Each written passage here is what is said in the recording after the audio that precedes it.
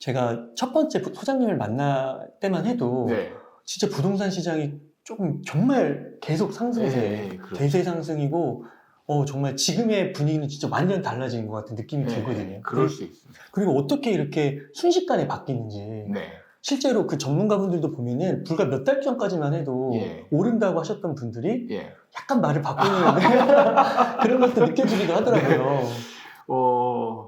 사실 저는 이 부동산 시장을 이끌어가는 거는 사람이잖아요. 그래서 사람의 심리를 정말 집중적으로 이분들이 어떻게 개인 한 사람을 보면 심리 어떻게 속마음을 알기는 굉장히 어려운데 저는 이제 현장에 있으면서 사람들의 어떻게 보면 생각들이 이 집을 대하는 생각이나 시장을 바라보는 생각들이 어쩜 이렇게 일관성이 이렇게 똑같을까 이런 거를 현장에서 너무 많이 느꼈어요. 그래서 이 사람들을 연구를 해야겠다. 그래서 왜 이렇게 변하는지 뭐 이런 것들을 이제 계속 하다 보니까 사실 그걸로 인해서 이제 책도 쓰게 되고 어떤 사이클의 흐름도 파악하게 되고 이런 측면이 있는데 이제 사실 그 가장 핵심은 사람의 심리의 핵심은 욕심이라고 생각해요. 누구나 저는 이제 욕심이 없는 사람은 없다라고 생각이 들거든요. 근데 돈에 대한 욕심은 이 개인의 속마음은 다를 수 있지만 돈에 대한 욕심은 어떻게 보면 그냥 일관성 다 똑같아요. 그냥 표현만 약간씩 다를 뿐이에요. 표현만 다를 뿐이지 속에 있는 그 마음은 거의 다 똑같더라. 그래서 그 돈에 대한 욕심으로 나타나는 그 사람들의 심리 있잖아요. 이게 이제 그 일관성 있게 그리고 대중심리로 표현이 되는 거죠. 그래서 이제 시장이 과열되다가 이제 어느 순간 보니까 집을 가진 사람들의 욕심이 과해지는, 너무 과해지는 걸 느끼죠. 사실 그거를 어떻게 보면 그것도 저는 자연스러운 거라고 봐지는 거예요. 왜냐면 오를 동안에 원래 이제 예를 들어 시세가 뭐 10억이다. 그러면은 이제 상승 초기 같은 경우에는 10억에 거래가 됐으면 한 10억 뭐 2, 3천 아니면 10억 5천 10억 5천 정도 되면 많이 올렸다. 뭐 이런 느낌이 들 정도로 이제 이렇게 올리면 잠깐 또 매수자들이 부담을 느껴요.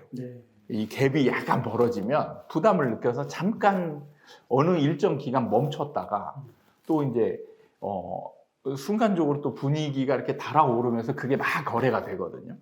그 다음에 이제 한 뭐 11억, 12억 정도 되면 다시 매도자들이 뭐 이제 그전에는 한 2, 3천, 5천 올렸다가 이번에는 이제 한 1억 올려도 되지 않을까?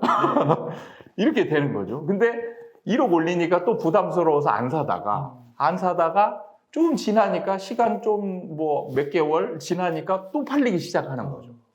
그러면 이제 이번에는 사람들이 1억도 거래가 됐는데 그럼 이번에 상승에서는 한 2, 3억 올려도 충분히 되겠구나. 심지어는 5억씩 막. 이게 이제 이렇게 자연스럽게 욕심을 부릴 수 있는 환경이 갖춰지는 거죠. 근데 문제는 이제 이게 좀 심해지다 보면 매수자들이 이제는 진짜 못 쫓아가는 거죠. 진짜 못 쫓아가는 너무 거죠. 높아서. 그러니까 원래 가격도 올라가서 부담스러운데 거기다가 호가를 확 올려버리니까 이게 이제 너무 부담스러워서 멈추게 되는 거죠. 그게 이제 그런 현상이 일반화되는 게 이제 바로 정책이에요. 그게 이제 제가 옛날 인터뷰할 때 앞으로 이제 이런 분위기가 올 것이다. 그러니까요. 이게 너무 신기한 게, 그러니까 그때만 해도 정말 상승 분위기였거든요. 근데 거의 제가 봤을 때 한두 명? 제가 만나본 분들 중에서. 근데 그게 점점 맞아떨어지고 있는 것 같아요. 사실은 제가 말한 것보다 조금 빨리 왔어요. 빨리 왔어요? 빨리 왔어요. 빨리 온 이유가, 어떻게 보면 이제 그 대출 규제 있죠. 대출 규제가 좀 더 큰 영향을 미치지 않았나. 근데 이제 이것도 사실은 정책의 영향이 크긴 하지만 과거의 시장 상황으로 보면 정책이 하나 나왔다고 해서 바로 효과를 내지는 않았었거든요. 상승장에서 힘이 강하니까 정책이 정부가 막 신경을 써가지고 아 이건 시장 잡아야지 하고 정책을 냈는데 아 무시하고 넘어가고 이렇게 됐었잖아요. 그게 뭐냐면 시장 상황이 이 정책에 반응을 하는지 안 하는지 시장 상황에 따라 달라지는데 이제는 정책의 효과가 나올 그런 이제 시장 상황으로 정체기로 서서히 넘어가는 과정이니까 이제 정책 하나 이게 영향이 있을 만한 게 딱 나오면 매수자들은 이제 살 필요가 없고, 그렇죠? 살 여력도 없고, 그 다음에 이제 매도자들은 조금 약간 이제 분위기는 좋았는데 매수자들이 안 사니까 좀 이제 불안감을 느끼는 상황이 또 되죠. 그러니까 이제 대출 규제가 딱 나왔을 때 일부 뭐 상승을 얘기하시는 분들은 이런 것들도 안 먹힐 거다라고 얘기를 했지만 예, 이제는 시장에 미치는 영향이 많아지는 시장 상황으로 변한 거죠. 그러니까 이게 정책이 발표되고 나서 그때 말씀하셨던 게 좀 시차를 두고 네. 이게 이제 그게 반영되고 네. 심리를 또 바뀌고 그렇죠. 근데 그런 시기가 왔다고 예, 좀 예, 볼 예. 수가 있는 거고 그렇죠. 그리고 또 금리가 또 오르잖아요. 네. 그런 영향도 좀 있을까요? 금리는 이제 제가 이제 사실은 금리는 2차 요인이라고 해서 그러니까 1차 요인과 2차 요인을 구분하는 거는 1차 요인은 추세를 바꿀 수 있는 거예요. 예. 대중 심리가 어느 한 방향으로 정해져 있으면 그 추세를 바꾸기가 진짜 힘들거든요. 그냥 관성의 법칙, 운동의 법칙처럼 그냥 쭉 앞으로 가려고 하는 힘이 있어요. 그럼 이걸 바꾸려고 하면 이거보다 훨씬 큰 운동 에너지가 필요하잖아요. 방향을 바꾸려면. 그래서 이 방향을 바꾸는 아주 큰 힘을 가진 요인을 1차 요인으로 구분을 하고 그 다음에 2차 요인 같은 경우는 추세를 바꿀 수는 없는데 이게 어떤 그 방향이 같을 때는 효과를 크게 내고 가속화시키는 거군요. 그렇죠. 방향이 반대 방향일 때는 효과가 거의 없고 그래서 이제 금리 같은 경우는 제가 2차 요인으로 구분을 하죠. 그러니까 왜냐하면 2차 요인이 예를 들어서 상승장에서 금리가 올라간다. 거의 효과가 없어요. 거의 효과 없습니다. 왜? 금리가 인상한다는 건 하락 요인이잖아요. 하락 요인인데 시장은 상승 중이야. 그러면 영향이 거의 없습니다.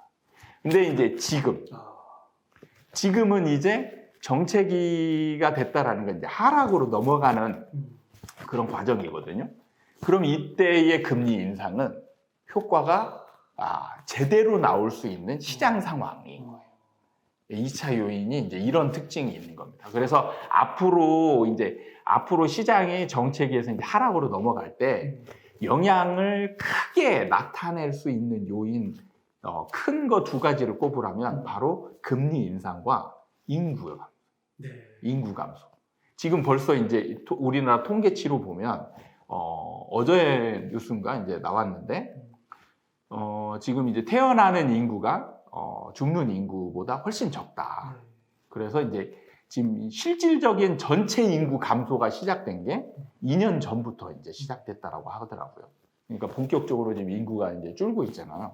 인구 요인도 사실 2차 요인인데 지금 이게 줄고 있어요. 줄고 있는 건 하락 요인이죠. 하락 요인인데 시장이 하락으로 간다. 그러면 이제 반드시 이제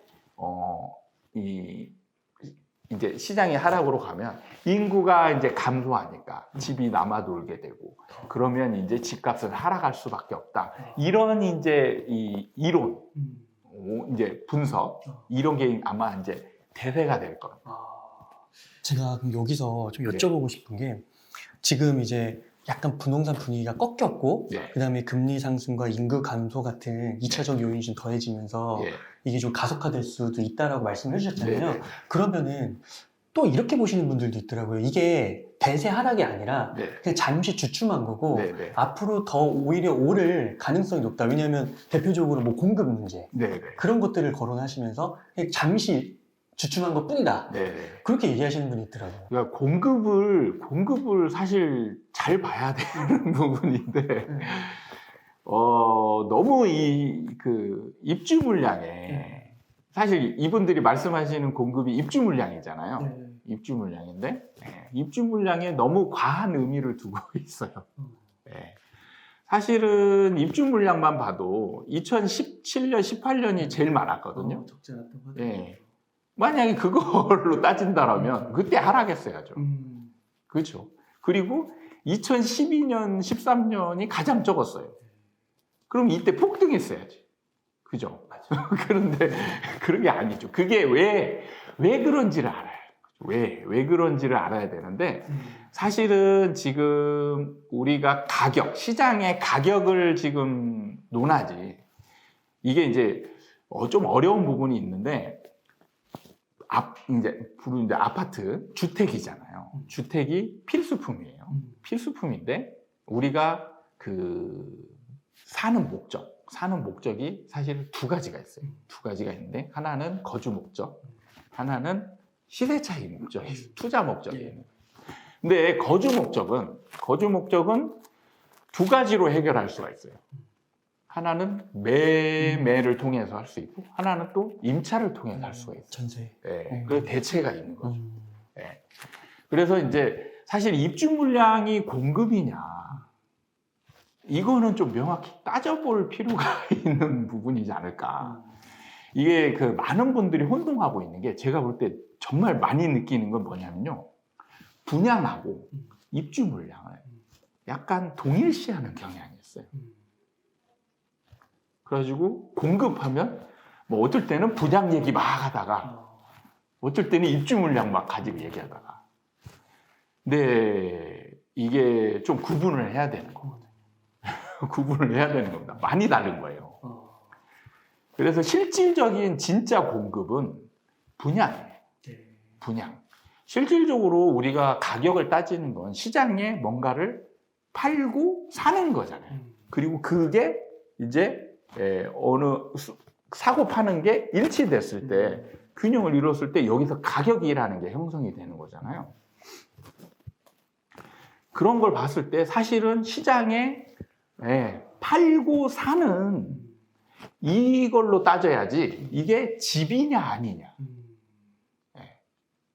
이건 사실은 어떻게 보면 의미가 없는 거거든요. 그러니까 처음에 분양을 받고 청약을 받게 되면 네. 그거는 이제 집을 산 걸로 이제 확정이 된 거고. 그렇죠. 그러니까 그게 뭐 3년 후가 됐든 4년 후가 됐든 네. 그거는 이제 이미 결정된 거잖아요. 그렇죠. 다른 집을 살 수가 없는 거니까 자금이나 이런 여력도 없을 거고.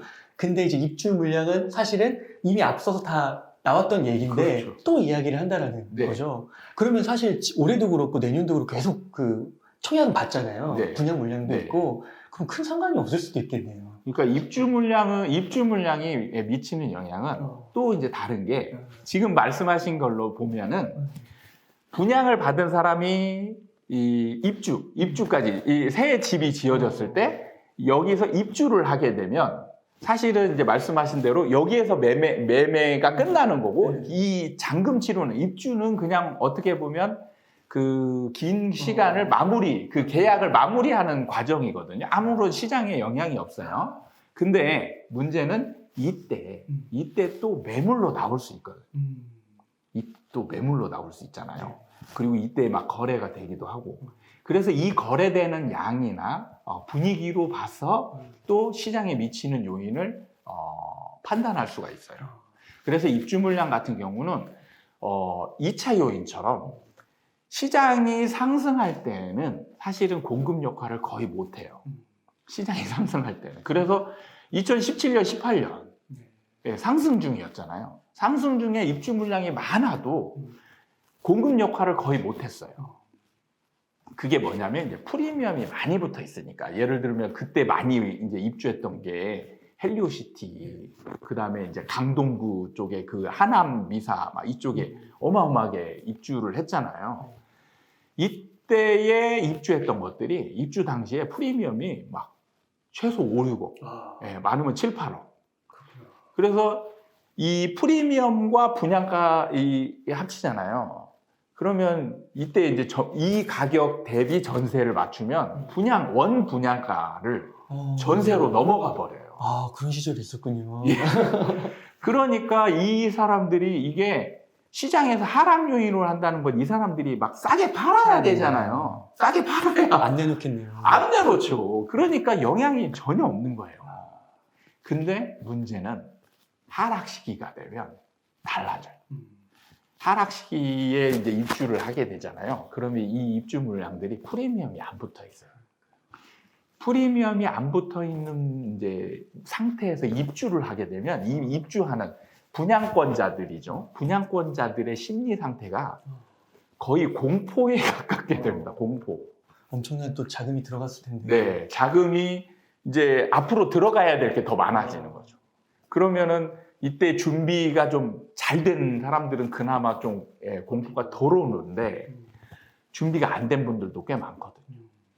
그러면 그냥 프리미엄 붙을 것만 기대하고 분양 그 계약금만 이렇게 준비하고 이런 분들 꽤 많단 말이죠. 그럼 이런 분들이 이제 프리미엄이 안 붙은 상태에서 입주하면 난리가 나는 거죠. 심지어 이제 마이너스 프리미엄까지 생기면 진짜 그거는 그냥 거의 이분들은 패닉 상태가 돼요. 그럼 이때 던지죠. 물건을 던지는 거예요. 이렇게. 예. 막 던지면 이거는 하락 요인이 엄청 강해지는 거예요. 그래서 입주 물량은 시장 상황에 따라서 이게 하락 요인이 될 수도 있고 안 될 수도 있어요. 그래서 그런 거를 좀 시장 상황에 따라서 구분을 해서 따져야 되는데 무조건 입주 물량이 없으니까. 네, 없으니까. 뭐 이런 공급이 없다. 이렇게 구분하면은 시장을 제대로 된 분석을 할 수가 없는 거죠. 그러면 앞으로 좀 보실 때 이제 몇 년 이렇게 안에 네. 그런 이제 입주할 때 뭐 마이너스 프리미엄이라든지 네. 뭐 잔금을 못 치른다든지 이런 일들이 벌어질 수 있다고 보시는 건가요? 네, 있죠. 그리고 제가 한 가지 좀 추가적으로 아까 인구 부족도 좀 얘기해서 그거랑 엮어서 좀 질문을 드리고 싶은데 그래도 서울 수도권은 유동인구가 많고 일자리가 많고 앞으로 더 이렇게 발전하고 그런 게 있으면은 미분양이나 뭐 집값이 떨어지는 그런 거는 지방 얘기고 서울 수도권은 아니다라고 또 막 얘기할 수도 있지 않을까요? 그럴 수도 있죠. 네. 그럴 수도 있는데 그거하고 상관이 없게 상관이 없게 미분양이 난다는 게 문제죠. 아, 그래요? 네. 그러니까 이제 제가 미분양을 굉장히 강조하는데 사실 미분양은 분양 단계에서 생기는 거거든요. 네. 입주하고는 사실 상관이 없어요. 네. 네. 상관이 없습니다. 송도에서 미분양 나왔어요. 네. 그러니까 미분양은 분양 단계에서 나오는 거예요. 그러니까 실질적인 공급인 거죠. 그러니까 이게 이제 시장을 제대로 분석하려면 우리나라 시장을 나눠서 봐야 돼요. 일반 아파트 시장, 일종의 중고 시장이죠. 중고 시장. 그다음에 분양은 신규 시장이에요. 신규 시장. 그래서 얘네들이 약간은 달라요. 약간이 아니고 정말 많이 다릅니다. 여기서 뭐가 다르냐? 수요자는 똑같아요. 수요자는 우리가 뭐 분양권을 살 수도 있고 일반 아파트 가격을 살 수도 있고 그냥 선택하기 나름이죠. 근데 공급자가 달라요. 공급자의 성격이 완전히 다른 게 일반 아파트는 똑같은 뭐 일종의 웅달님이 아파트를 하나 샀어요. 그리고 이제 팔려고 해. 그러면 일종의 그 수요자 입장에서 갑자기 공급자 입장으로 바뀌는 거잖아요. 그러니까 사실은 시장 안에서 그 참여자들이 수요자가 됐다가 공급자가 됐다가 그러는 거예요. 그런데 이 사람들의 특징은 뭐냐? 가격이 아주 민감해요. 가격이 막 상승하고 있어요. 그럼 팔고 싶을까요? 안 팔고 싶죠. 그렇죠. 더 높게 팔고 싶죠. 그게 일반적인 대중 심리예요. 똑같아요. 그거는 다르지 않습니다. 그래서 대중 심리가 아주 쉬운 게 똑같아. 이 아파트를 대하는 사람들의 마음은 똑같습니다. 가격이 올라가잖아요. 그럼 팔고 싶지 않아요. 그러면 뭐예요? 공급이 줄어들죠. 줄어들잖아요. 사실은 시장이 상승하게 되잖아요. 그러면 사실은 우리나라의 대부분의 거래는 어디서 이루어지냐면 일반 아파트 시장에서 이루어져요.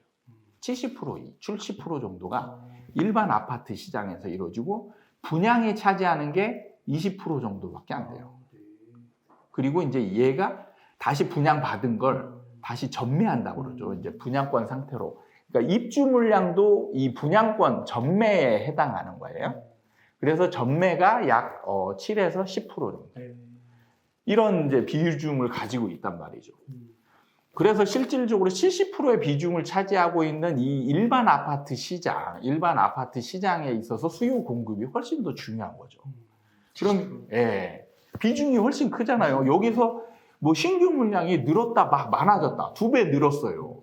그러면 20%에서 사실은 20%만 차지하는 비중에서 2배 늘어봤자 전체 시장에서 차지하는 비중은 뭐 한 5% 정도 느는 그 정도에 불과한 거죠. 그러니까 영향력이 작은 거예요.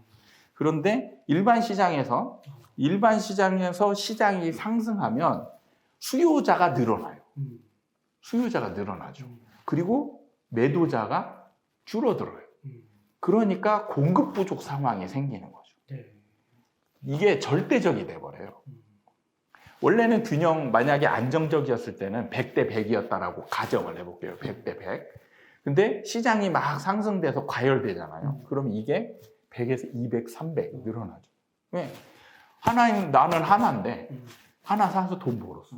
그럼 그걸로 멈춥니까? 하나 사고 하나 더 사고 이렇게 막 수요가 늘어나잖아요. 한 사람인데 근데 우리가 지금 분석할 때는 한 사람은 하나로 가요.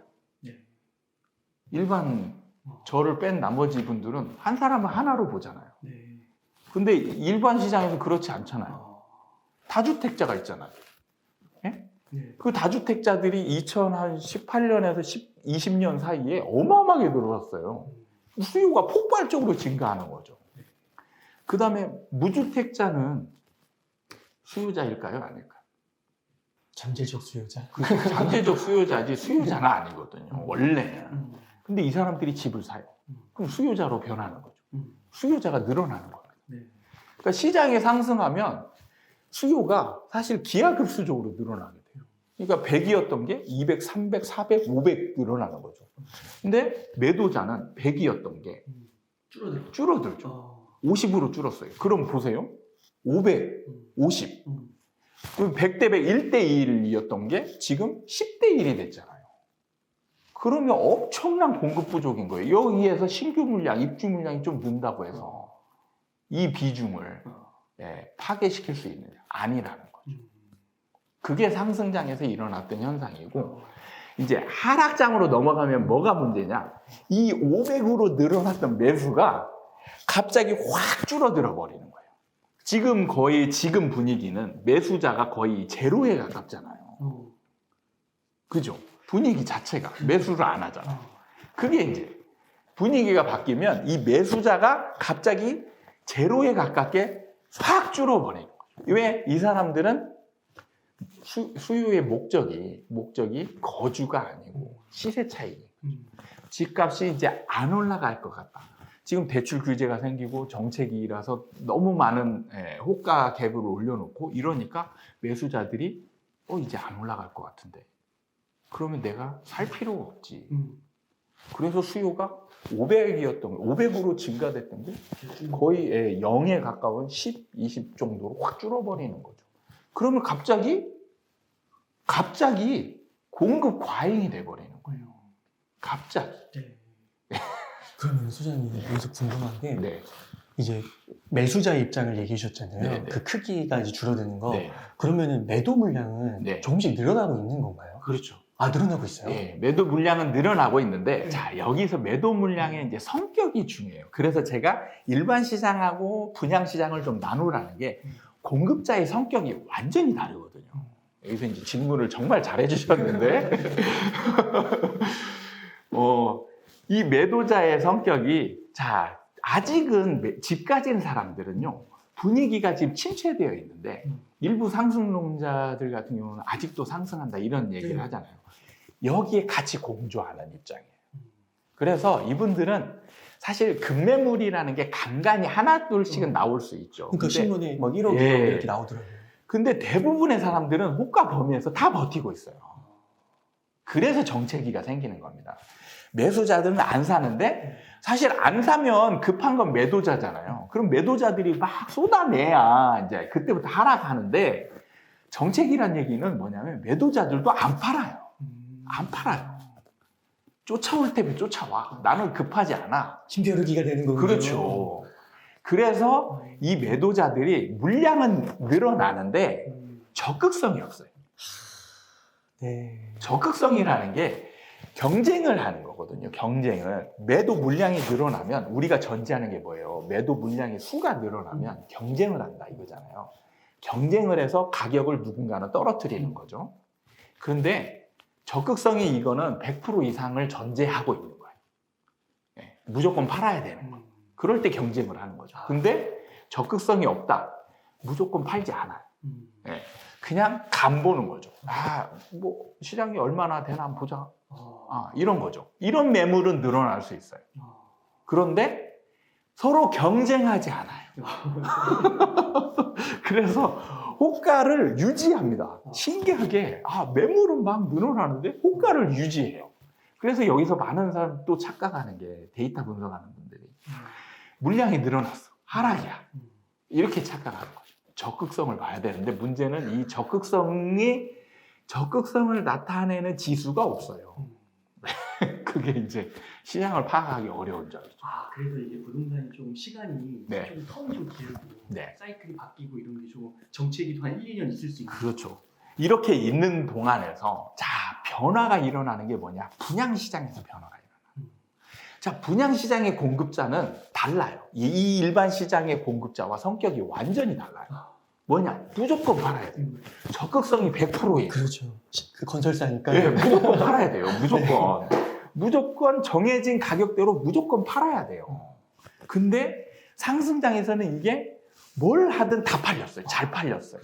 근데 이제 정체기를 넘어서 이게 가면 매수자들이 이제 조금씩 안 사기 시작하잖아요. 안 사기 시작하면 문제가 여기서 이제 가격이 조금 비싸다 싶은 느낌이 나는 현장부터 미분양이 생기는 거예요.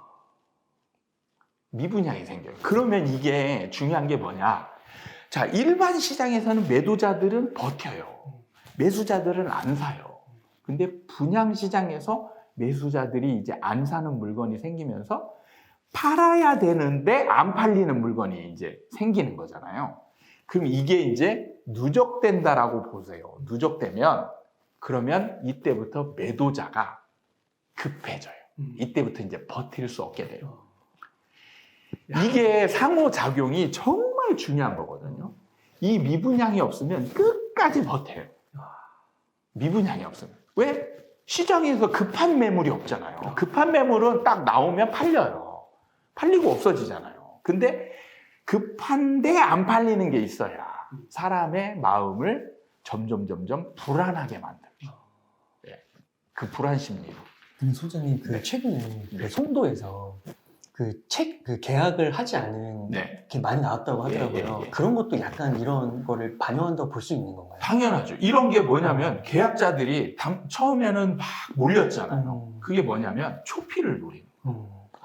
그렇구나. 초피를 노리고 실거주가 아니군요. 네. 근데 사실은 이제 초피를 노리고 나중에 뭐 상황이 되면 실거주 감안하고 이런 여러 가지 이제 목적이 있는 거예요. 일단은 시세 차익의 목적이 가장 큰 거예요. 근데 당첨되고 나서 분위기를 봤더니 올라갈 것 같지가 않아요. 떴다방들이 막 움직이고 이렇게 하는데 사실 전매 제한이 이렇게 있어도 대부분은 불법 전매가 이루어지거든요. 그게 떴다방이라고 해서. 그래서 보면은 분위기를 가장 쉽게 알 수 있는 게 뭐냐면 당첨자 발표와 정식 계약 간에 시간 텀이 있어요.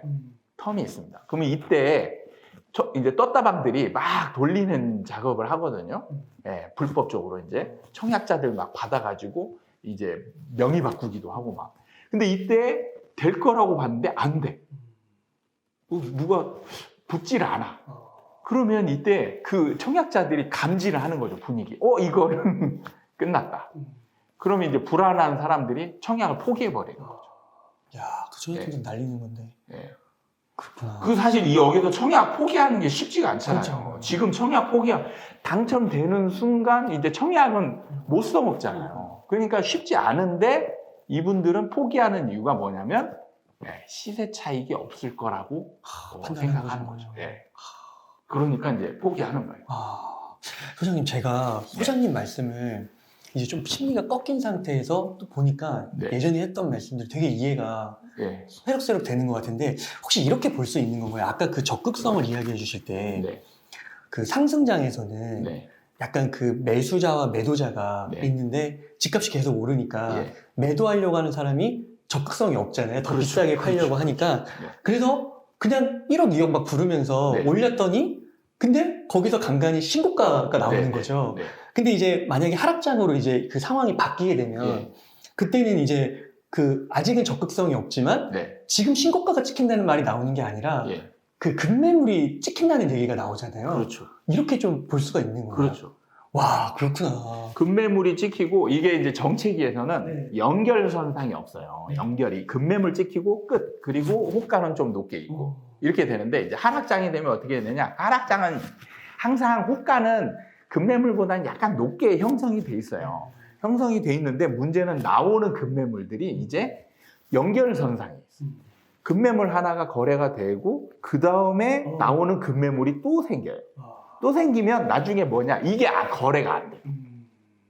처음엔 나오는 급매물은 거래가 되다가 급매물들이 이제 하나둘씩 좀 늘잖아요. 그러면 매수자 입장에서 이렇게 생각하는 거예요. 분위기가 바뀌었네?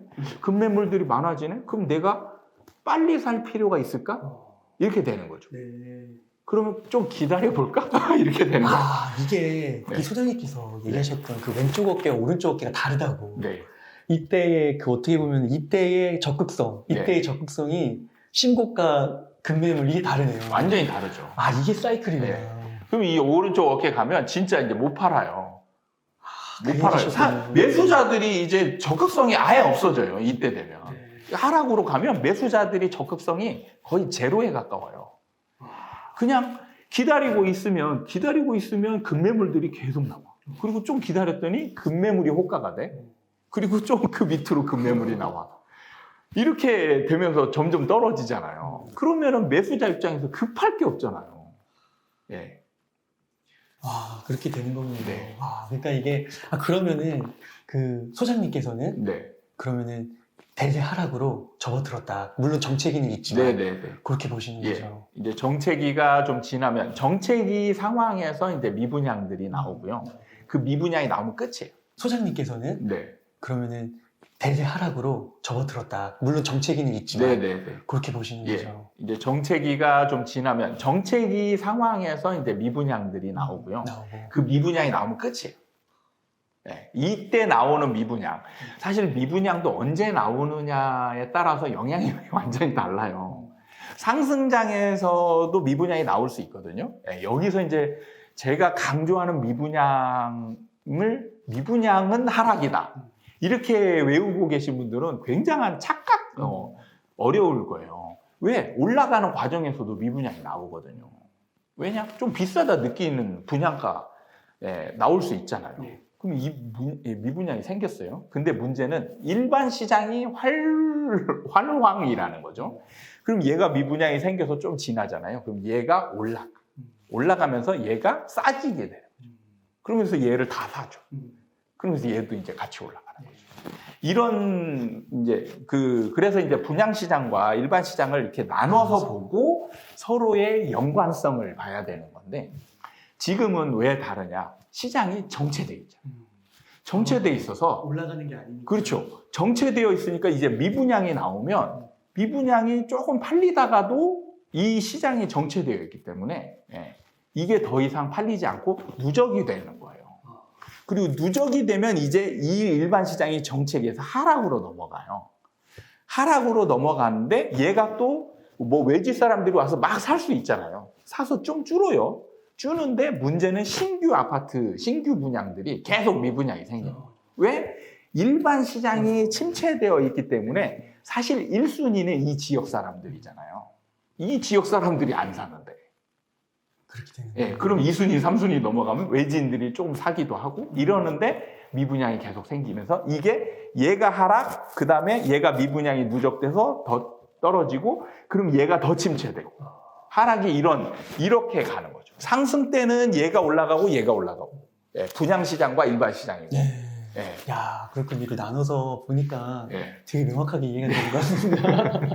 그러면 소장님, 이제 정체기로 이제 돌입을 하면 네. 대략 요거는 한 어느 정도 기간을 예상을 하세요? 사실은 이게 중요한 변수가 미분양이거든요. 네, 미분양인데 제가 좀 서울 수도권은 약간 길게 보고 있는 게 1, 2년, 짧으면 1년, 길면 2년 정도 보고 있는 게 미분양이 날 이제 분위기를 봐야 되잖아요. 사실 이제 경기도 외곽 같은 경우는 미분양이 이제 서서히 이제 나오는 흐름으로 가고 있어요. 근데 문제는 이게 서울까지 연결이 돼야 되잖아요.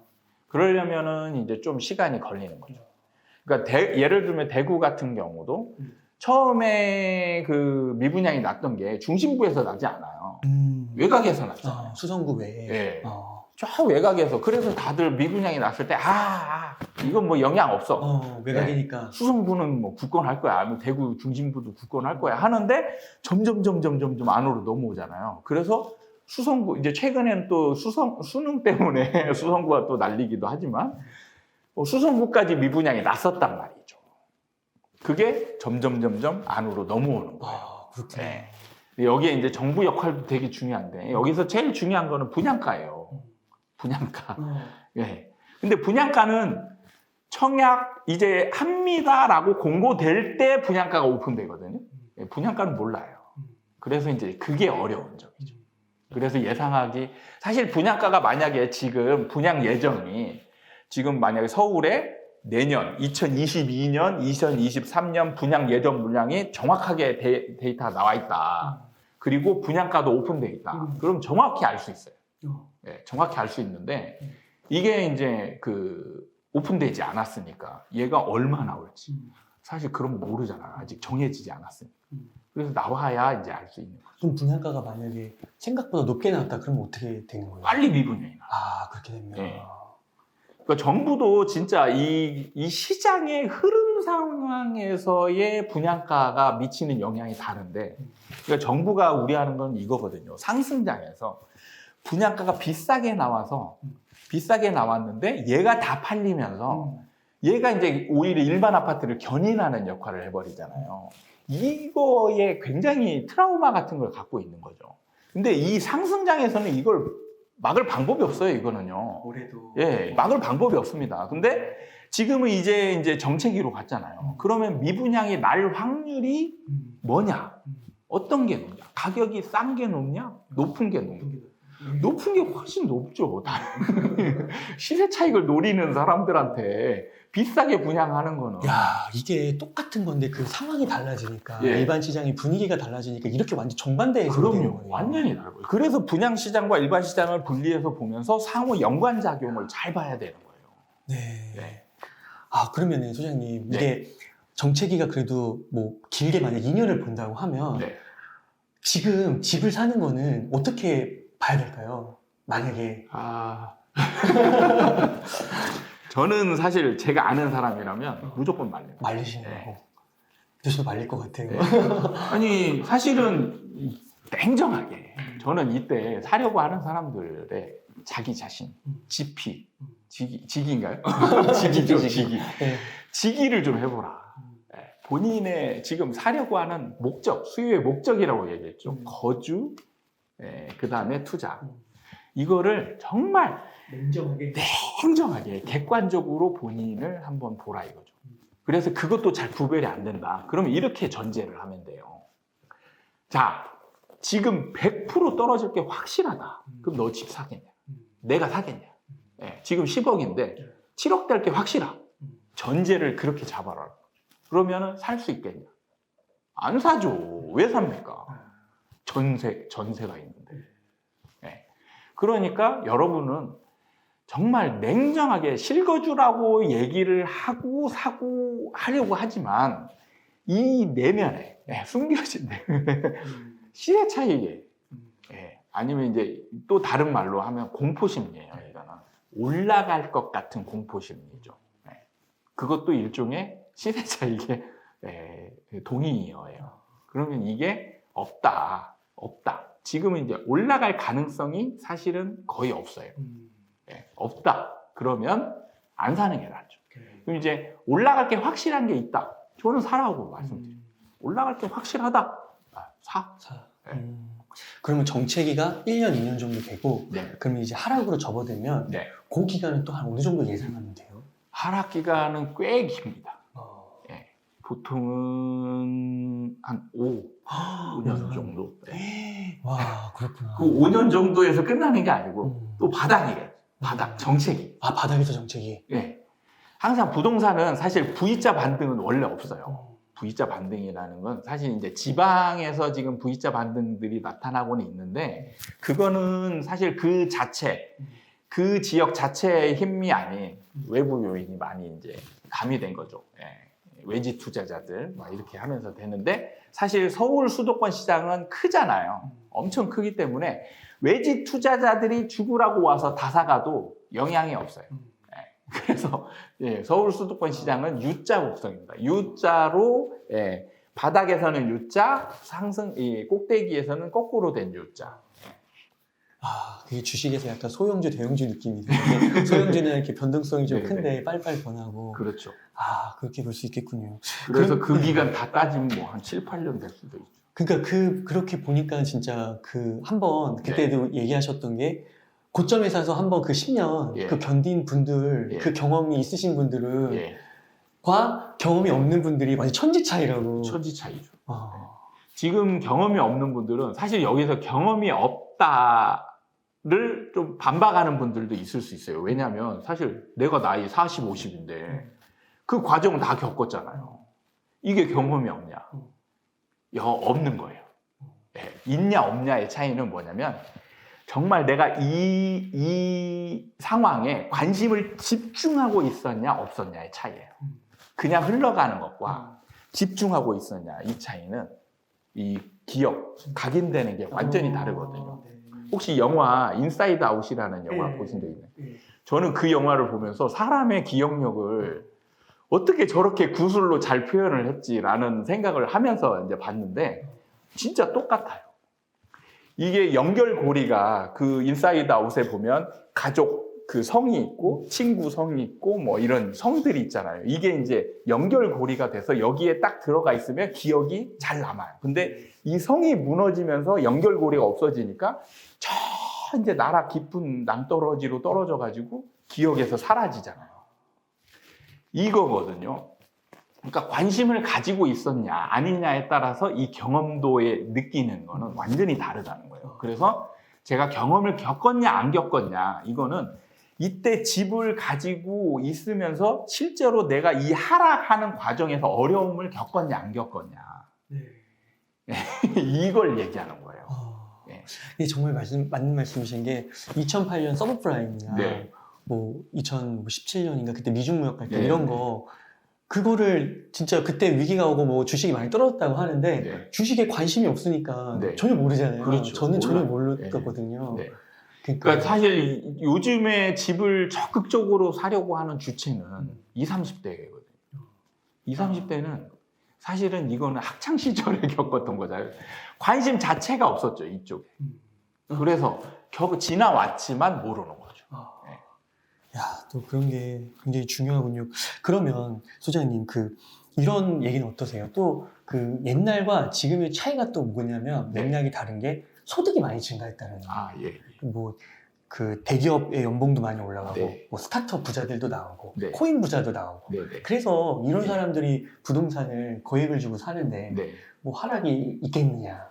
이런 얘기는 사실 이분들을 무시하는 얘기예요. 이분들은 더 철저하게 시세 차익에 민감한 분들이거든요. 그러면 이제 일종의 투기 이론에서 보면 버블장에 더 큰 바보 이론이잖아요. 네, 투기 시장이 되면 이때 바보가 사고 더 큰 바보가 더 위로 사고 이래서 계속 올라가는 거잖아요. 이분들을 더 큰 바보로 보는 거죠. 사실은 이분들은 정말 투자의 달인이잖아요. 그렇잖아요. 돈 많은 사람들이 어떻게 보면 투자의 달인이고 시장 상황에 더 잘하는 사람들이죠. 아니면 이제 정말 어떤 뭐 아랍의 대부 이런 사람들은 돈을 그냥 쓰레기로 버려도 되는 사람들은 뭐 이렇게 말할 수 있죠. 뭐 그냥 아파트 예를 들면 10억짜리를 20억, 30억에 이런 사도 이 사람들은 그냥 전혀 영향이 없잖아요.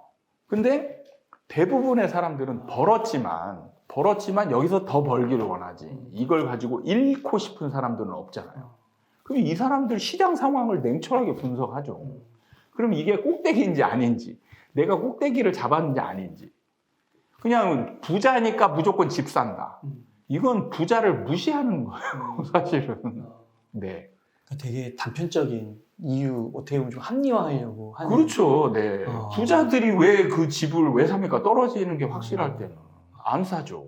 그러니까 제가 아는 부동산 부자분도 네. 그 세금이 올라가니까 예. 돈이 많으신데도 부동산 투자는 좀 꺼려하시는 그런 분이. 그렇죠. 예. 그러니까 몇 천만 원 이것도 되게 민감하게 받아들이시더라고요. 아니, 그 부자는 그런 거에 민감한 분들이 부자가 되는 거예요. 그걸 무시하는 사람은 절대 부자가 될 수 없어요. 아, 그렇구나. 네. 그럼 소장님, 이런 논리는 또 어떻게 생각하세요? 전세가가 올랐기 때문에 네. 매매가를 지지해 줄 것이다. 네. 그건 맞는 말인데, 자, 앞으로 그럼 전세가가 올라갈 것이냐. 이 부분이 중요한 변수잖아요. 네. 그리고 이제 이것도 시장 상황에 따라서 또 달라요. 그러니까 항상 시장 상황이 변하는 거에 따라서 A는 B다. 이게 A는 C가 될 수도 있고 A는 D가 될 수도 있는 거를 우리는 뭐라고 하냐면 A는 무조건 B다. 이렇게 외우고 있으면 안 돼요. 네, 안 됩니다. 시장 상황이라는 거는 이제 좀 대중심리. 네, 그런 거에 따라서 매매 시장과 지금 같은 경우는 이제 임대 시장과 매매 시장이죠. 얘네들의 서로 연관성도 시장 상황에 따라서 이제 어떤 상태에 있느냐에 따라서 완전히 달라요. 그 뭐냐면 전세의 영향력이 커지는 시점은 뭐냐면 그 매매가와 전세가가 딱 달라붙어서 얘가 움직이면 이 움직일 수 있는 공간 자체가 없잖아요. 공간 자체가 없으니까 얘를 밀어 올리게 되는 거죠. 사실 이 현상을 제가 우리나라 최초로 이 전세가를 알면 부동산 투자가 보인다에 제가 이 현상을 우리나라 최초로 이제 발견해가지고 어느 정도 검증을 통해서 이제 뭐 체계화한 거거든요. 근데 이거를 이제 많은 분들이 일종의 차용을 하고 있다라고 이제 보면 되는데 이걸 제대로 이해하지 못하고 차용하고 있는 거죠. 네. 그리고 이제 이게 붙어 있을 때 되는데 이게 상승장이 되면 상승률이 달라져요. 상승률. 전세 상승률은 좀 느슨하게 올라가고 매매 상승률은 가파르게 올라가죠. 그래서 얘 갭이 벌어지잖아요. 그래서 이제 상승장 꼭대기 되면 사실 50% 언저리, 전세가율이 50% 언저리에서 이제 형성이 되거든요. 근데 약간의 변수가 있었던 게 이제 그 작년에 임대차 3법. 그렇죠. 임대차 3법이 생기면서 갑자기 전세가가 폭등을 해버렸죠. 폭등한 정도가 5년치 상승분에 해당하는 거를 5개월 만에 상승했어요. 그러니까 어마어마하게 상승한 거죠. 이때에 원래 안 올라가야 될 물건들이 밀려 올라갔어요. 또 한 번 상승한 거죠. 사실 2차 상승이 오면서 이제 그래서 사실 상승기가 굉장히 좀 길어진 측면이 있어요. 그런데 자, 첫 번째는 지금 이제 그래도 전세가가 이제 많이 벌어졌어요. 전세가율이. 그럼 여기서 움직일 폭이 있잖아요. 만약에 올라간다 전제하더라도 움직일 폭이 있기 때문에 자, 얘가 올라간다고 해서 얘를 밀어 올리지는 못하죠. 이 공간에. 너무 넓어서. 그렇죠. 폭이 있기 때문에 올라간다 전제를 하더라도 사실은 이 폭이 있기 때문에 이거를 밀어 올릴 수는 없어요.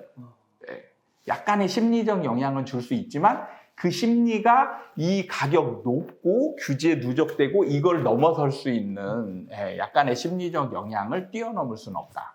이런 부분이고 두 번째 전제가 전세가가 이제 옛날처럼 폭등할 것이냐. 절대 없어요. 지금 당장.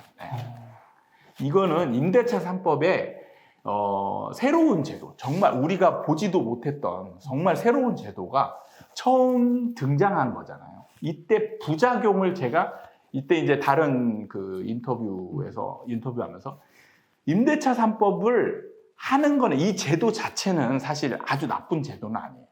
네, 물론 이 제도라는 게 명암이 있습니다. 네, 명이 있어요. 네. 이 좋은 점도 있지만 나쁜 점도 있고 그래서 어쩔 수 없이 쓰는 거거든요. 예, 전세가는 계속 상승하니까. 그래서 세입자, 임차인들을 좀 보호하기 위해서는 명암이 있지만 어쩔 수 없이 써야 되는 제도인 것도 맞아요. 근데 그럼 필요한 제도이기도 맞아요. 근데 그러면 이걸 언제 실시하느냐에 따라서 시장에 미치는 영향은 완전히 다르다라고 얘기했어요. 그래서 언제 해야 되냐? 전세가가 안정됐을 때. 떨어지고 있을 때. 예. 이럴 때 이걸 해야 부작용이 없는 거예요. 근데 언제 했어요? 어릴 때. 전세가가 막 올라갈 때, 매매가 올라가고 전세가 올라갈 때 했잖아요. 그러니까 난리가 난 거죠. 그러니까 이게 왜 난리가 났냐? 전세가가 올라가고 있어요. 그러면 이제 임차인 다 심리가 불안하잖아요. 완전 불안해 있는데 임대차 3법이 적용이 되면서 갑자기 매물이 확 줄어버렸어요. 그럼 뭐예요? 이 임차인 입장에서는 수요자는 눈에 안 보입니다. 눈에 안 보이잖아요. 근데 매물 줄은 게 눈에 확 보이잖아요. 그럼 진짜 이때 미쳐 돌아다녔어요, 임차인들이. 왜냐? 이게 전국적으로 어느 한 지역만 이런 게 해당이 되면 이 지역을 도망가면 되는 거잖아요. 피해가면 되는 거예요. 갈 데가 없어. 예. 근데 전국적으로 행해지는 거니까 여기를 봐서 내가 이 지역으로 갈까 돌아봤더니 여기도 난리네. 그러면 어쩔 수 없이 여기서 그냥 해결하는 거밖에 없어요. 높게 그냥 해주는 거죠. 쳐주는 그러니까 난리가 난 거예요. 근데 지금은 이제 거의 이제 2년이 돼 가잖아요. 와, 벌써 2년이 됐구나. 새로운 제도에 적응을 하는 과정이고요. 적응. 그 다음에 문제는 뭐냐면 매매와 새 임대차의 가격 있잖아요. 이 저항은 완전히 달라요. 매매는 내가 여기서 비싸다고 해서 샀는데 올라가면 나는 비싸게 산 게 아니죠. 오히려 싸게 산 거죠. 그래서 이익을 얻으니까 약간 무리해도 돼요. 무리할 수 있습니다. 근데 문제는 전세는 무리할 수 없어요. 그러니까 무리하는 범위가 한계가 있다는 거죠. 한계가 있을 수밖에 없는 게 벌어들이는 소득이라는 게 정해져 있잖아요. 그러면 임대차는 나가기만 하는 거예요. 임대 가격이 올라가서 이득을 얻는 건 하나도 없어요. 임차인 입장에서. 나가기만 하는 거예요. 그것도 지금 어마어마하게 나가는 거죠. 그럼 잘 생각해 보세요. 지금 이제 새롭게 갈아타는 사람은 임대차 3법 전에 있던 세입자예요. 그렇죠? 지금 이제 8월까지. 8월에 이제 9월부터 이제 실질적으로 9월부터 시작됐으니까 8월까지는 2년이 안 됐잖아요. 내년 8월. 그러면은 이 사람들은 지금 임대차 3법 전에 있던 사람인 거죠. 세입자. 가격도. 그러면 이 사람이 지금 시장으로 탁 나오면 어떻게 돼요? 그 집에서 계약을 내가 갱신해야 되겠다라고 생각한다면 임대인은 지금 시세로 내놓을 거 아니에요. 그러면 임차인 입장에서는 2배예요, 2배. 자, 지금 가격은 2배로 뛰었어요. 예를 들어서 3억에 살았어요. 그럼 지금 전세 6억입니다. 6억인데 자, 지금 대출 금리 올라가죠. 금리도 거의 2배 올라가요. 그럼 이 사람은 4배가 되는 거예요. 부담이. 예를 들어서 지금 3억이었을 때 이자를 전세자금 대출을 받아서 이자를 예를 들어서 100만 원 냈다. 그러면 이제 400만 원이 나가요. 그럼 이 사람이 소득이 500만 원이었다. 500만 원이었으면 100만 원 견딜 수 있죠. 충분히. 500만 원인데 400원 이자 나가면 버틸 수 있습니까? 못하죠. 이건 불가능한 거예요. 불가능입니다. 그래서 임대인들이 시세대로 내놓고 버티죠. 그거를 지금 임차인들이 감당을 못하니까 여기 거를 하지를 못하는 거죠. 그러니까 어떻게 돼요? 밀려날 수밖에 없죠. 그냥 이거는 당위적인 문제가 아니고 그냥 안 되는 거예요. 그냥 이거는 물리적으로 안 되는 거예요. 그럼 월세로 되는 건가요?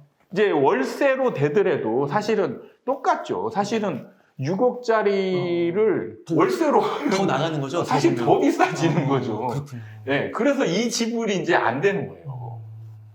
그래서 지금 전세 매물이 약간 이제 올라간다라고 하는데 전세 매물이 오히려 쌓이고 있잖아요. 그게 이제 이런 상황이고. 그 전세가를 안 낮추니까. 그렇구나, 집주인들이. 네.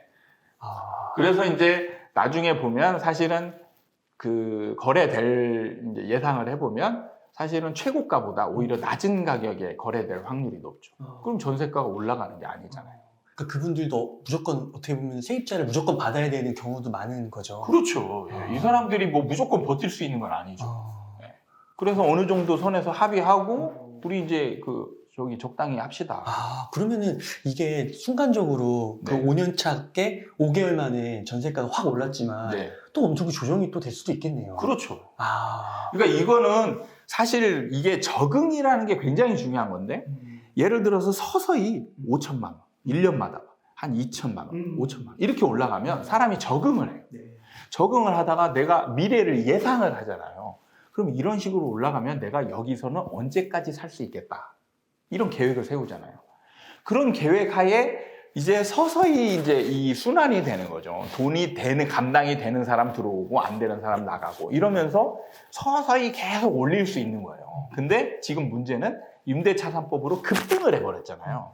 급등하면 이게 사실 적응하기 어려운 거죠. 순간적으로. 아, 그렇죠. 5년치가 한 번에 올랐는데. 네. 그럼 여기서 이제 사람들은 이걸 포기해버리는 거죠. 네. 그러면서 이제 새로운 방식으로 적응하는 거죠. 네. 그래서 여기서 이제 급등은 있을 수가 없는 게 여기서 더 올라가면 더 안 되는 거죠? 그렇죠. 여기서 못 버티죠. 임차인들은 죽어도 못 버티는 지금도 거예요. 그걸 받아들이지 못하는데 더 높아진다는 그렇죠. 게. 아, 그렇구나. 그러니까 전세가도 막 계속 올라갈 수는 없는 거네요. 그렇죠. 이게 그러니까 시간이 필요해요. 시간. 시간이. 네. 여기 이 가격에 적응할 수 있는 시간이라는 게 필요한 거예요. 진짜 그렇군요. 이게 점차적으로 뭐든지 진행이 돼야지 급진적으로 이렇게 되는 게. 그러니까 그 5년치가 뭐 5개월만 확 올랐다고 해서 전세가를 높이 받았다고 해서 그 순간은 또 좋을 수 있는데 네. 만약에 무조건 2년 후나 뭐 4년 후나 세입자를 받아야 되는 경우가 있다면 네. 그 갭을 또 어떻게 보면 메꿔야 되는. 그러니까 예를 들면 말씀하시는 걸로 보면 이런 거죠. 전세가 확 올라갔을 때 이때의 갭 상태만에 딱 맞춰서 갭 투자하는 사람들은 위험할 수 있어요. 위험할 수 있는 거네요, 진짜. 네. 야, 그렇구나. 그러면 소장님, 이슈 중에 하나만 좀 네. 더 조언을 듣고 싶은데, 네. 그 대선 이슈도 많이 언급하더라고요. 대선 이후에 예. 그 또 대선 공약에 또 건설 이슈도 많고, 네. 그런 게 더해지면서 호재가 많을 거다. 네. 그러면서 대선 이슈를 또 부동산의 그 장기적으로 또 우상향으로 얘기하시는 분들도 있으시더라고요. 네. 여기에 대해서 좀 어떻게 생각하세요? 이 전제를 저는 잘 세워야 된다고 생각하는데 항상 보면은 전제를 무시하고 그냥 A는 B다 이렇게 그냥 해버리는 거죠. 이 전제가 중요한 게 사실 대선 이슈가 중요하려면 전제가 뭐냐면 사실 안정적이어야 돼요. 시장이 안정적인 상황이면 누구나 사실은 좀 발전하는 걸 좋아라 하죠. 발전. 그러면 완만한 물가 상승률 정도의 상승이라든지 그거보다 약간 높은 상승 이런 걸 바라는 사람들이 많잖아요. 그러면 정부는 안정적인 시장이나 침체 시장이면 이걸 부양할 의무가 있고 더 키워나가야 되죠. 그래서 부양책을 쓸 수가 있어요.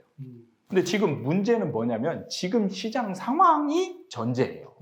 지금 시장 상황이 안정적이에요. 그게 전제구나. 네. 네. 지금 과열되어 어쨌건 지금 이제 정체기로 넘어가고 있지만 아직까지는 과열이잖아요. 그러면 이 과열된 상황에서의 정부 입장인 거죠. 그러니까 지금 사실 여기서 만약에 여기서 더 올라간다. 그러면 정부가 부양책을 내놔야죠. 부양책을 내놔야 되는데 지금 일단 내놓는 게 부양책은 아닌 것 같은데요. 그렇죠. 그게 지금 그게 전제인 거예요. 오히려 내리려고 공급 얘기하고. 그렇죠. 지금 가치관이 서로 다른 두 후보가 똑같아. 예, 똑같은 공약을 내놓잖아요. 지금 250만 가구를 공급하겠다. 공급이 일단 중요하다. 그래야 시장이 안정된다. 둘 다 시장 안정을 얘기하고 있단 말이죠. 시장을 상승시키겠다 얘기하는 사람은 단 한 명도 없어요. 근데 이제 안정을 추구하는 과정에서의 약간의 이제 어떤 시각차, 정책 차이는 이제 조금씩 나타나고 있죠. 이런 게 이제 시장에 영향을 많이 줄 것이냐. 사실은 이런 것들은 보수적인 거죠. 나머지의 규제들이 잡고 있는 상황에서 한두 가지 풀어준다고 해서 확 올라갈 수 있는 그런 상황은 아니라는 거예요. 그 대선 이슈 뭐 이런 게 바로 상승 이렇게 A는 B다 이렇게는 공식으로 하면 절대 안 되겠네요. 그러니까 전제가 중요한 거죠. 시장 상황이나 거지. 이런 게 밑에 깔려 있어서 이 상황에 따라서 정부가 취할 수 있는 입장이 달라지는 거잖아요. 침체되어 있으면 누구나 부양. 이거는 가치관이 상관이 없는 거예요. 보수, 진보 정권이라고 해도 이때는 무조건 부양을 얘기할 겁니다. 그리고 보수 정권은 당연히 이제 부양 얘기할 거고. 그래서 소장님 그 책에 그 과거 역대 정부 이렇게 언급해 주실 때 과거 뭐 이명박 대통령, 박근혜 대통령 그때 보면은 그때 그 전이 노무현 대통령이었나요? 그때 이제 항상 오르다가 그 다음에 또 떨어졌다가 또 진작시키려고 했는데 또 마음대로 되지 않는 것도 많고. 그렇죠. 그러니까 그게 뭔가 이렇게 대통령이 뭘 한다고 해서 확 바뀌게 되는 게 아니라 항상 그 전제, 시장 상황, 그렇죠. 거기서 시작해야 된다는 거예요. 그러니까 가장 전제는 뭐냐면 지금 현재 있는 시장 상황이라는 거예요. 그러면 다시 한 번만 그 시장 상황이 돌변할 리는 이제 별로 없다. 그냥 흐름대로 가는 거죠. 흐름대로 가는 거죠. 지금 정부는 이제 과열을 더 과열시킬 수는 없잖아요. 그러면 이제 시장을 하향 안정화시키는 쪽으로 노력하게 돼 있어요. 그러면 이제 공급이 사실은 제가 이제 여기서 처음 시작할 때 공급 얘기를 했었잖아요. 지금 일반 매매 시장에서 수요는 늘어나고 공급이 줄어 있는 상황에서 이제 어떻게 보면 수요가 공급 부족 상황인 거잖아요. 그럼 이걸 해소하려면 결국에는 어떻게 보면 이제 신규 물량으로 해결할 수밖에 없고 매수자를 줄여봤자 매도자들이 안 팔잖아요.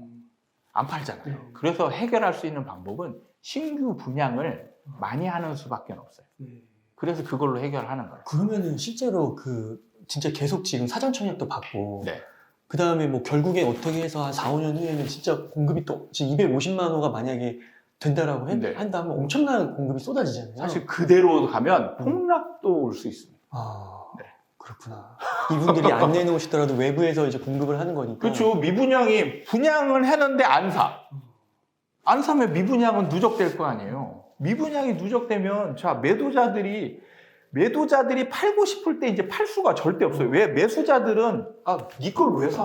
싼 거 있는데. 새 아파트 있는데. 새 아파트에 할인하는 게 있는데 네 걸 왜 사? 그럼 너는 얘보다 훨씬 싼 가격에 팔아야지.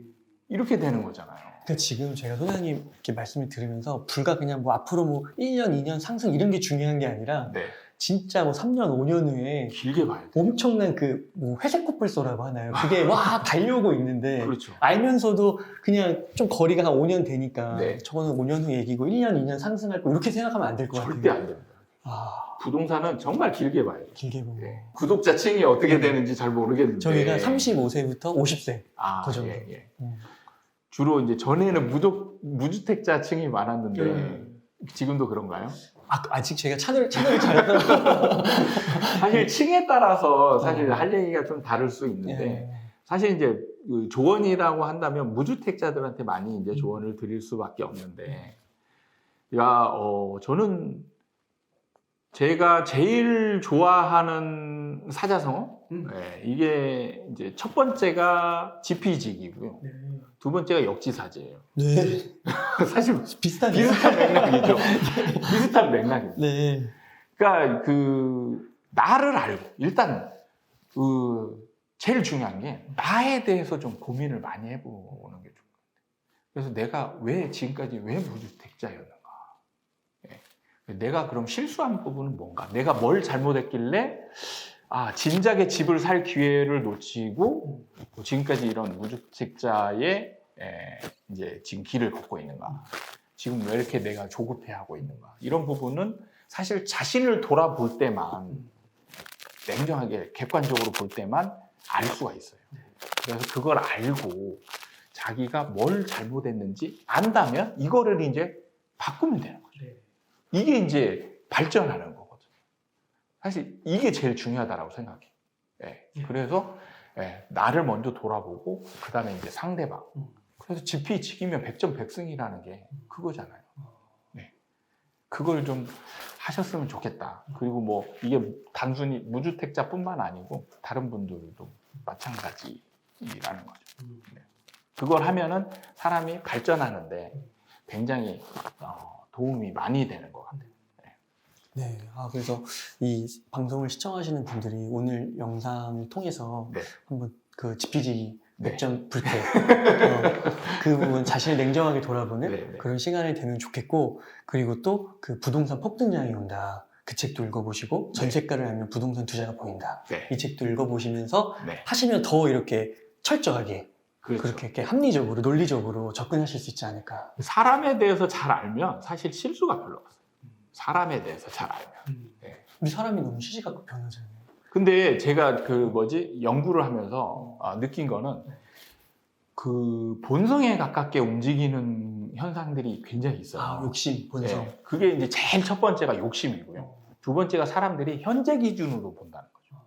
현재 기준으로 미래를 판단하고, 현재 기준으로 과거를 판단하고 이래요. 이렇게 시장을 분석할 때 과거로 한번 가보라 그러잖아요. 그럼 과거를 보는데 현재 기준으로 자꾸 분석을 해요. 과거는 그러니까 과거를 제대로 과거의 시각으로 분석하려고 하는 게 아니고 지금 현재 기준으로 분석을 하는 거죠. 사람들이 다 그래요. 제가 다 똑같습니다. 그게 벗어나질 않더라고요. 그래서 이런 것들 때문에 사실은 공통적인 게 나타나는 거예요. 공통적인 게. 예. 그냥 개인의, 예를 들면 그냥 일상생활에서는 제가 무슨 생활하는지, 무슨 생각하는지 전혀 모르죠. 근데 공포 아니면 뭔가 그 이득이 걸린 이런 절대적인 상황에 도입하면은 예외가 없어요. 다 똑같습니다. 네. 그러니까 저도 이제 소장님을 두 번째 만나 뵈면서 네. 첫 번째 때 이제 대세상승장이었고, 네. 대세상승의 끝물에 있네요, 어떻게 보면. 네, 네. 그리고 지금 정말 어떻게 이렇게 불과 3, 4개월 정도인 것 같고, 전문가분들도 한 3, 4개월 전까지만 해도 오른다고 다 얘기하셨거든요. 그렇죠. 계속 간다고. 네, 네. 앞으로 어떻게 할 거냐고, 지금이라도 당장 사라고, 이런 썸네일도 많이 달리고요. 네. 근데 진짜 그게 그냥 과도기적인 게 아니라 확 바뀌더라고요. 확 바뀌는 거죠. 네. 순간적으로. 그러니까 매수 심리는 저는 그냥 이 매수 수요 있잖아요. 저는 이건 일종의 가수요로 보거든요. 네. 가수요. 그 일종의 시장이 과열됨으로 인해서 여기에 이제 그 유시민 교수님이라고 해야 되나? 예, 이분이 그 부동산 시장 얘기하면서 이제 얘기했던 게 뭐죠? 여기에 이제 투기 수요, 그 다음에 공포 수요, 예, 이런 얘기를 했었는데 딱 맞아요. 투기 수요, 이제 투기를 하려고 하는 수요, 그 다음에 여기서 이제 대부분의 무주택자들은 더 오를까 이제 불안한 공포 수요. 근데 이 오르는 상황이 조금 멈추게 되면 이 수요가 없어지는 거죠. 없어지는 거예요. 그래서 순간적으로 이 수요가 없어짐으로 인해서 갑자기 시장이 확 바뀌는 느낌을 받는 거죠. 그러니까 이게 진짜 만약에 그 대세 상승장이 그때 딱 그 현재의 상황으로만, 그것만 현재로 판단을 했으면, 네. 와, 그때 만약 그때 사신 분들이라면 앞으로 또 만약에 말씀하신 것처럼 정책이 하락장이 오면 막 이렇게 벌어진다고 하면은 정말 힘드실 것 같아요. 힘들어요. 지금은 이제 그때만 해도 사실은 금리가 많이 안 오르고 있던 때고, 또 그것도 제로 그래서 사실은 충분히 버틸 수 있을 거라고. 하락하더라도 나는 버틸 수 있어. 그런 얘기도 하셨어요, 전문가분들이. 이런 생각을 가지고 이제 매수한 분들이 있을 텐데, 현실적으로 못 버티는 게 이제 금리 인상이 되고 집값 하락하고, 그럼 이중고가 생기거든요. 이중고가 생겨요. 네. 몸은 피폐해지는데, 사실 몸이 피폐해지는데 가격이 올라가고 있으면 이거를 이 머리로, 뇌로서 이게 엔도핀이나 이런 게 막 생성되면서 이거를 극복할 수 있거든요. 근데 몸으로, 이자 때문에 몸이 힘들고 있는데 가격이 떨어지고 있어. 그럼 여기서 공포가 생겨요. 공포가. 그러면서 이제 진짜 완전히 몸과 마음이 완전히 피폐해지는 거죠. 진짜 항상 역사를 공부하고 과거도 공부하고, 네. 그리고 이제 조금 경제는 진짜 좀 보수적으로, 네. 보수적인 스탠스, 부동산에 특히 이제 큰 돈이 들어가니까 그렇죠. 정말 보수적으로 접근하는 게 좀 필요한 것 같습니다. 네. 그러면은 소장님, 저 하나만 좀 더 여쭤보겠습니다. 바쁘신데, 이렇게 제가 소장님 항상 만나 뵈면은, 네. 이렇게 항상, 그때도 2시간인가. 그렇죠. 제가 보통 1시간, 1시간 반 길어도 네. 조금 더 양해를. 저는 네. 그게 좋아요. 그러세요? 사실은 감사합니다. 뭐 할 얘기가 사실은 저는 약간 수다도 좋아하는 편이거든요. 그래서 그러세요? 사실 뭐 말만 잘 되면 막 날 새서 얘기하기도 하고 그런 스타일이라. 자주 출연해 주세요. 그럼 소장님, 제가 진짜 궁금한 게, 그러면 네. 언젠가는 네. 또 그 하락장이 와서 적당한 가격, 적당한 타이밍이 올 거 아니에요? 네. 그러면 그때 이제 집을 사야 된단 말이죠. 네. 근데 또 막 살 수는 없잖아요. 네. 그때 좀 진짜 뭐 이름을 붙이자면 뭐 10년 후 강남, 뭐 판교 네. 이런 지역이 좀 있을까요?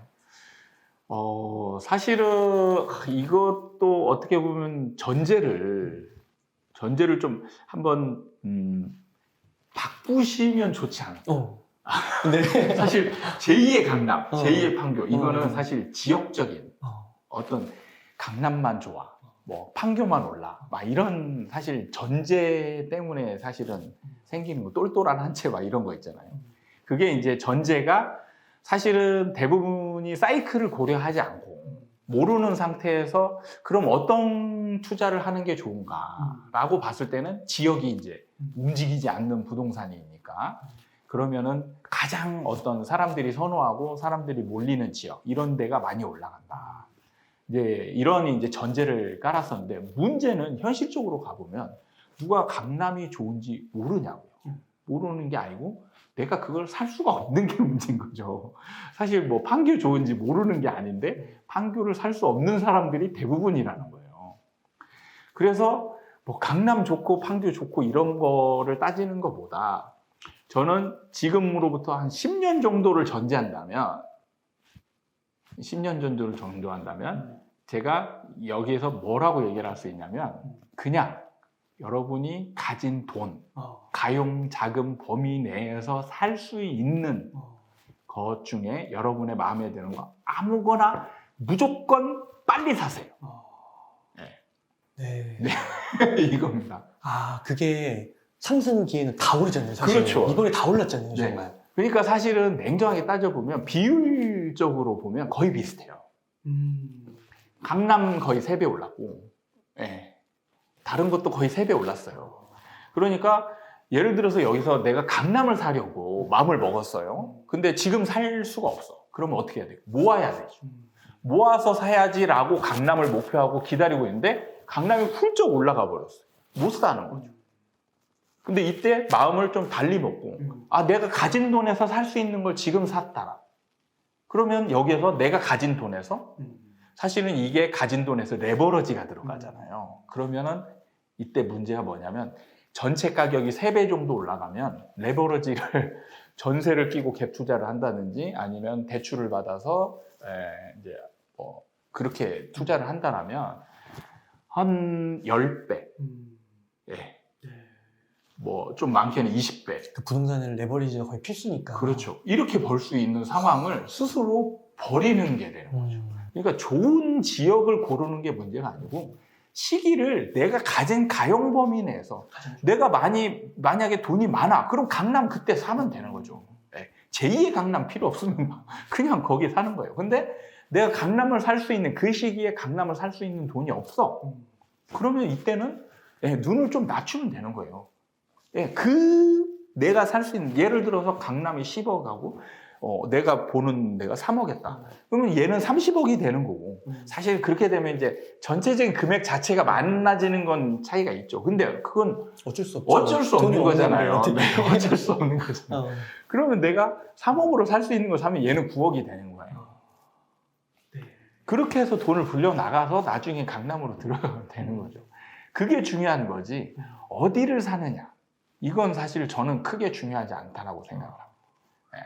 그러니까 제가 아는 분도 그 천안에 거주하시는 분이 있는데 천안에서 그 아주 핫한 그 불당동은 아니고 그런 지역의 아파트였는데 결국에 매도를 하는데 거의 2배, 2.5배 정도 파시더라고요. 근데 그 따지고 보니까 큰 차이가 안 나는 거예요. 수익률이. 그 불당동에서 오른 거하고. 근데 절대 금액은 차이가 있지만. 그렇죠. 절대 금액은 어쩔 수 없이 비율로 올라가면 10억이 30억 되면 20억 올랐지만 3억이 9억 되면 6억밖에 안 올랐잖아요.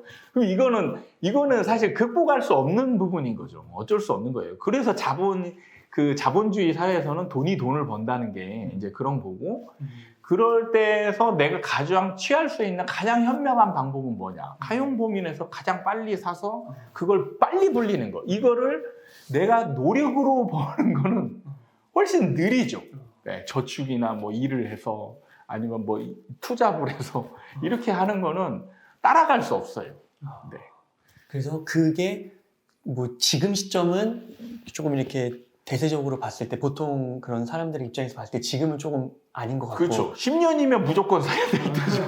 10년, 지금으로부터 10년 후면 예, 거의 바닥권에서 이제 벗어나는 그런 시점이니까 이때는 여러분 10년 후라면 눈 감고 그냥 눈 감고 아무거나 딱 손에 잡히는 거 사셔도 됩니다. 또 뭐 한 5년인데 또 금매가 나오면 또 한 7, 8년 때 금액이 또 나올 수도 있는 거고, 그럼 그때 또 들어갈 수도 있는 거고. 하락하면 생각보다 많이 떨어져요. 그렇구나. 그래서 그 시장 상황을 잘 파악하신 상태에서 사지 말라지는 게 아니라 시장 상황을 무조건 사지 말라는 게 아니에요. 시장 상황이 지금은 사면 안 되는 시기고 10년 후는 무조건 사는 시기예요. 어떤 말씀인지 많은 분들이 하실 보면 이게 참 그 인내가 좀 필요하겠네요. 오히려 참아내는 거. 사실은 이제 인내 한 지역만 보면 인내가 필요하고요. 또 이게 다르니까 지역이랑. 그렇죠. 이럴 때 이제 공부를 더 하시면 그렇죠. 공부를 잘해서 지금 우리나라 안에서 보면 지금 올라가는 데도 있거든요. 있어요. 있더라고요. 앞으로 올라갈 지역도 있고. 그런 지역을 사실은 사면 되는 거죠. 그냥 소장님한테 개인적으로 연락을 저는 사실 개인 상담은 안 받아요. 안 받으시고 뭐 돈을 얼마를 준다 하더라도 제가 개인 상담은 안 받고, 그래서 제가 추천드리는 건 이제 제 책 읽고 조금 더 심도 있는 공부를 하고 싶다. 그러면 제 정규반 강의가 있어요. 네. 유튜브로 사실 좀 해결하기가 어렵더라고요. 왜냐면 조회수가 안 나와. 아주 이론적인 기초적인 거를 하면은 조회수도 안 나오고, 사실 그리고 또 제가 해보니까 공짜로 해주는 거는 가치를 못 느껴요. 그러니까 절실하지 않아요. 근데 돈을 좀 주고 하면 열심히 해요. 정말 열심히 해요. 그래서 제가 사실 비싸지 않게 어느 정도 해서 정규 강의 같은 걸 하니까. 그 링크도 좀 보내주시면 제가 댓글로. 그렇게 해주시면 저는 감사하죠. 근데 제가 채널이 좀 작아서 도움이 될지 모르겠는데 꼭 그렇게 하도록 하겠습니다. 네, 소장님, 그러면은 오늘 한 이 정도에서 정리를 하면 될까요? 네, 그러면은 제가 마지막 멘트하고 마치도록 하겠습니다. 이렇게 해서 전세가를 알면 부동산 투자가 보인다, 부동산 폭등장이 온다를 써주신 이현철 소장님과 인터뷰를 나눠봤습니다. 긴 시간 동안 정말 유익한 인사이트 많이 나눠주셔서 감사의 말씀드립니다. 오늘 고생 많으셨습니다. 예, 감사합니다.